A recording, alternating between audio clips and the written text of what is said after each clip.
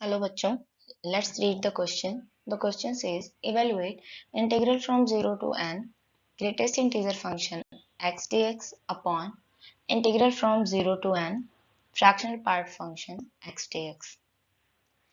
इस क्वेश्चन का की कॉन्सेप्ट है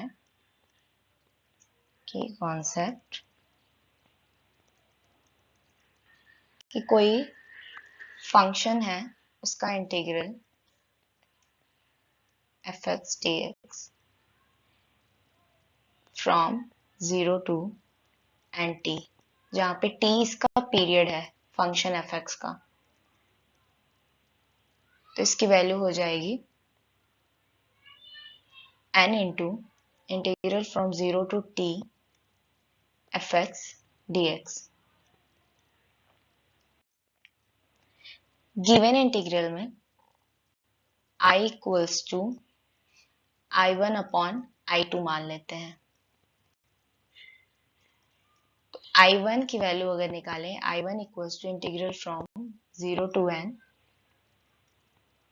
greater integer function dx and i2 की value integral from 0 to n fractional part function dx. i1 की वैल्यू क्या होगी? ग्रेटेस्ट इंटीजर फंक्शन की वैल्यू होती है 0 to 1. 0 to 1 के बीच में इसकी वैल्यू होगी 0 dx प्लस 1 to 2 के बीच में ग्रेटेस्ट इंटीजर फंक्शन की वैल्यू होगी 1 एंड 2 to 3 के बीच में होगी 2 एंड सो ऑन. ये जाएगा n-1 to n तक एंड यहाँ वैल्यू होगी n-1 dx. तो इसकी वैल्यू निकालेंगे, ये टर्म 0 हो जाएगा. 1 dx की वैल्यू आएगी वह x, यहाँ limit 1 to 2,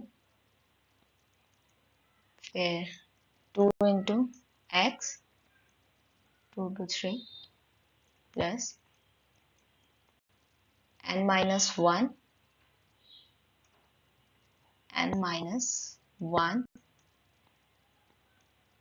into x n-1 to n limit put कर देंगे तो मिलेगा 2 minus 1 plus 2 into 3 minus 2 plus n-1 into n minus n plus 1. यहाँ value I 1 plus 2 plus so on n-1.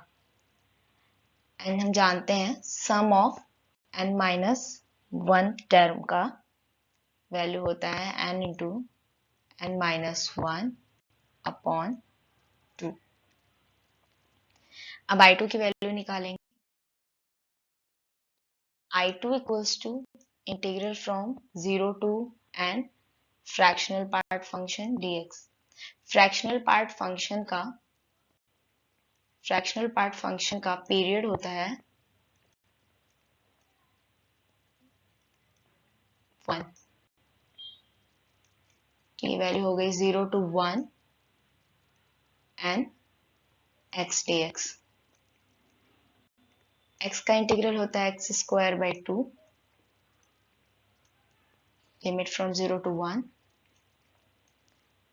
यहाँ पे वैल्यू आई n into 1 by 2 means n by 2. i equals to हमने क्या माना था i1 अपॉन i2. यहाँ पे वैल्यू रख देंगे n into n-1 upon 2 and n by 2 को यहाँ से लिख सकते हैं 2 बाई n, क्योंकि ये यहाँ पे डिवीजन में था.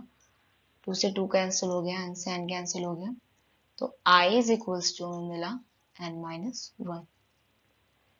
So the final answer is n-1. Hope you understood it well. Thank you.